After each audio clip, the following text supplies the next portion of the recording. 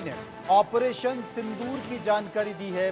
असल में हर एम्बेसीज में एक अटैची होते हैं, फॉरेन अटैची होते हैं और उनको सूचना देने के मतलब है कि उनकी सरकारों तक वो सूचना पहुंच जाए कि ऑपरेशन सिंदूर के जरिए भारत सरकार ने आखिर क्या किया, क्या नहीं किया।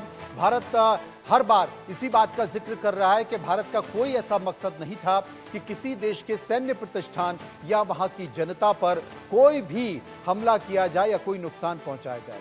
भारत का मकसद सिर्फ इतना था। भारत सीधे प्रेस कॉन्फ्रेंस में चलता है।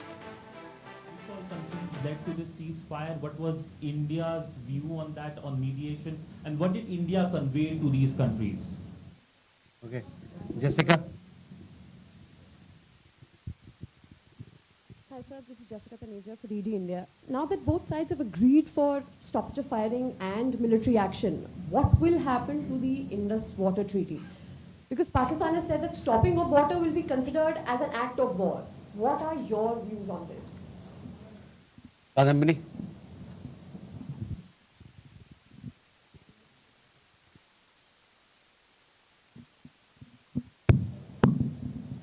Kadambari Sharma, independent journalist. Sir, Donald Trump ने एक बयान दिया है कि उन्होंने सीज फायर जो हुआ है वो उन्होंने ट्रेड का हवाला देकर कराया है। तो क्या प्रधानमंत्री मोदी और डोनाल्ड ट्रंप के बीच ट्रेड को लेकर कोई बात हुई है इस संदर्भ में? सिद्धांत। Hi sir, I am Siddhant from Senior News 18. Sir, any reaction to a statement which came from Pakistan's Foreign Ministry on Prime Minister Modi's speech at PoK Frontline Adapur Airbase? Okay, let me take these questions and then we'll come back for more. So Siddhant, regarding your question, as you are aware, we have a long-standing national position that any issues pertaining to the Union territory of Jammu and Kashmir have to be addressed by India and Pakistan bilaterally. That stated policy has not changed. As you are aware, the outstanding matter is the vacation of illegally occupied Indian territory by Pakistan. और people like Manish, आपके लिए मैं हिंदी में रूपांतर कर दे रहा हूँ।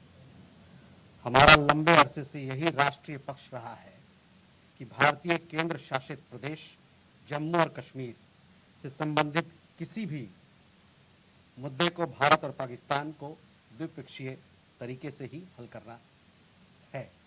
इस नीति में कोई बदलाव नहीं हुआ है। जैसा कि आप जानते हैं, लंबित मामला केवल पाकिस्तान द्वारा अवैध रूप से कब्जा किए गए भारतीय क्षेत्र को खाली करने का है। Siddhant, you had another question regarding ceasefire and what sort of role other countries played, etc. See, the specific date, time and wording of the understanding was worked out between the DGMOs of the two countries at their phone call on 10th May 2025, commencing at 15:35 hours. The Foreign Secretary had made a statement in this regard, as you would be aware. The request for this call was received by MEA from the Pakistani High Commission at 12:37 hours. The Pakistani side had initial difficulties connecting the hotline due to connecting to the Indian side due to technical difficulties. The timing was then decided based on the availability of the Indian DGMO at 15:35 hours. You will of course appreciate that early on 10th morning, we had mounted an extremely effective attack on key Pakistani Air Force bases. That was the reason they were now willing to stop firing and military action.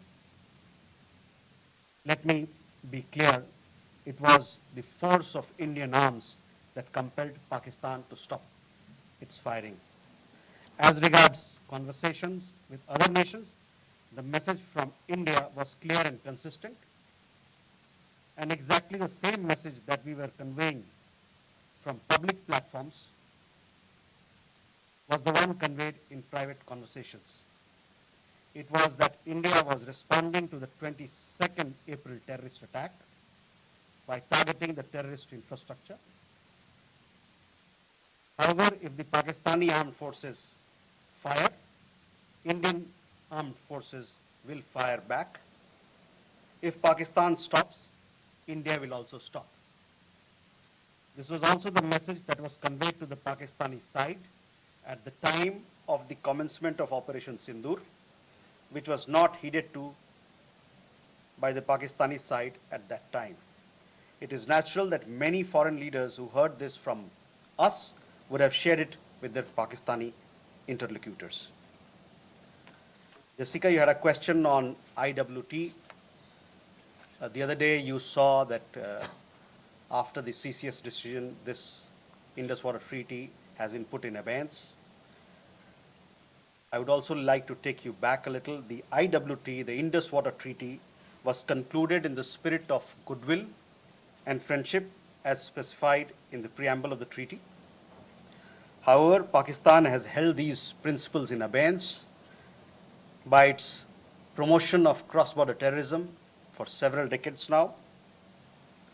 Now, as per CCS decision that I referred to of 23rd April, India will keep the treaty in abeyance until Pakistan credibly and irrevocably abjures its support for cross-border terrorism. Please also note that climate change, demographic shifts, and technological changes have created new realities on ground as well. Kandanmi, you had a question regarding trade matters. From the time of Operation Sindoor commenced on 7th May, till the understanding on cessation of firing and military action on 10th May, there were conversations between Indian and US leaders on the evolving military situation. The issue of trade did not come up in any of these discussions.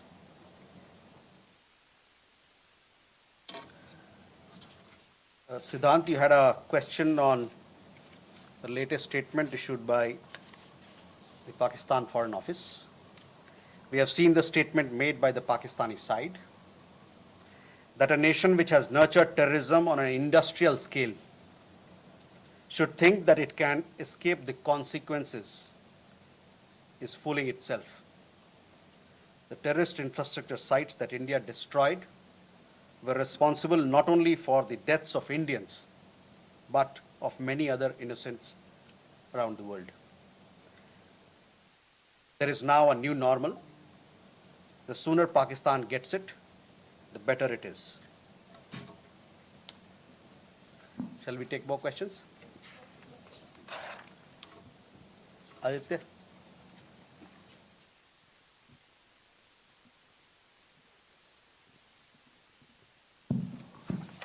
Mr. Jaiswal, I have two quick questions. One, that some of the Indian diplomats who have given interviews abroad have said that India has electronic intercepts and gathered intelligence linking to Pahalgam attackers to the handlers, and they have been planning more attacks. So have you given any kind of this evidence to the foreign attaches and diplomats that were briefed today, and in the context of ambassadors also that were briefed earlier? And yeah, that's about it. Mega?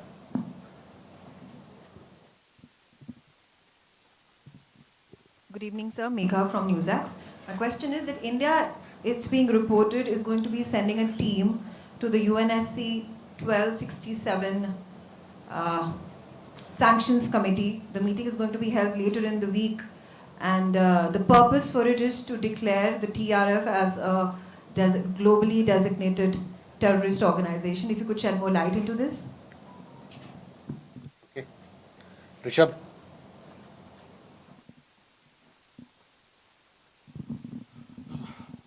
Spokesperson, good evening. Rishabh from Times. Now, I have just two questions here. Pakistan Foreign Minister Ishaq Dar has given an interview to CNN, and where he has claimed success and suggested that India was keen to have the ceasefire. Your comments on that? Also, there are a lot of buzz on social media as well as in various international media about nuclear leakage in Pakistan. Can you shed some light on that as well?